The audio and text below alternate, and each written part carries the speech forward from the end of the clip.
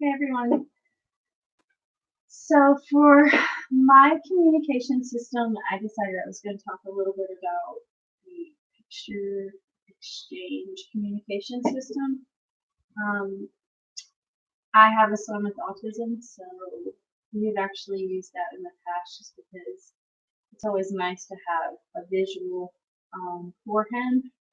He has always struggled with his communication skills since he was a baby. Um, But since then, he has progressed, but it's still, his communication is still fairly moderate.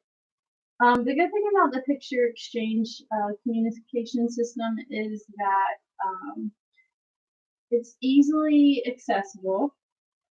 It's visually um, effective for kids to be able to associate an item or a phrase with a visual, either picture or text or drawing.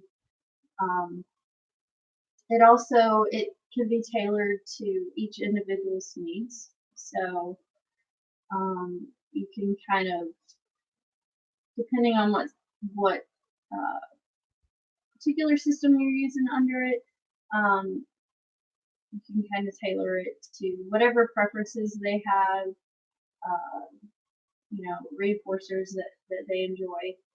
Um, and the other good thing about it is that it is a concrete visual representation of whatever it is that they're wanting or needing or trying to communicate.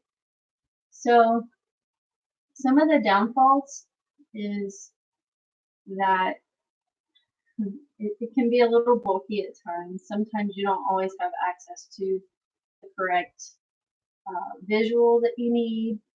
Sometimes you lose them. And sometimes people, perceive certain objects as meaning something else. So that's also a downfall to this system.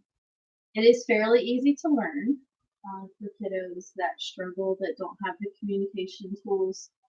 It's very good for kids that have ASD or that are diagnosed with ASD, have vision or hearing impairments, or any communication delays. It would benefit each of those individuals. So I'm going to kind of show you what we've used in the past. We've kind of gotten away from it, but it was effective for what we used it for and at that time. But this is the Premack principle. I'm sure you've seen is the first this, then this. This was very helpful for my son. He's always been really good about, if you do this, then you can do this.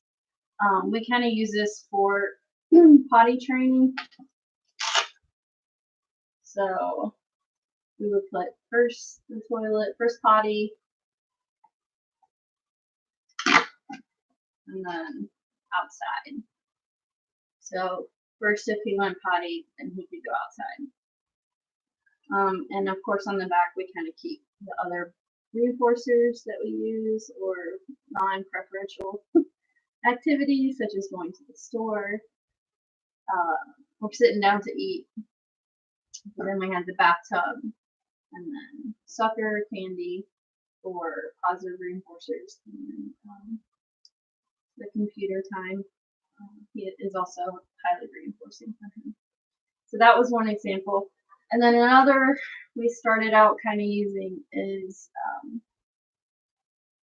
my schedule, where we kind of laid out what his morning would be like, because we're always running around. So it's important that he has a visual schedule so he knows like what's coming up next. So first it would be him getting dressed, putting his shoes on. Then we would go to therapy. That's actually the elevator going up to his therapist's office. And that's his therapist. And then, of course, when he was done, then we would come back home. And that's our house. On the back are just other reinforcers that they used at like speech therapy and also for ABA. the pool, we've got the ball pits, we've got the swing, little seesaw, and another type of swing.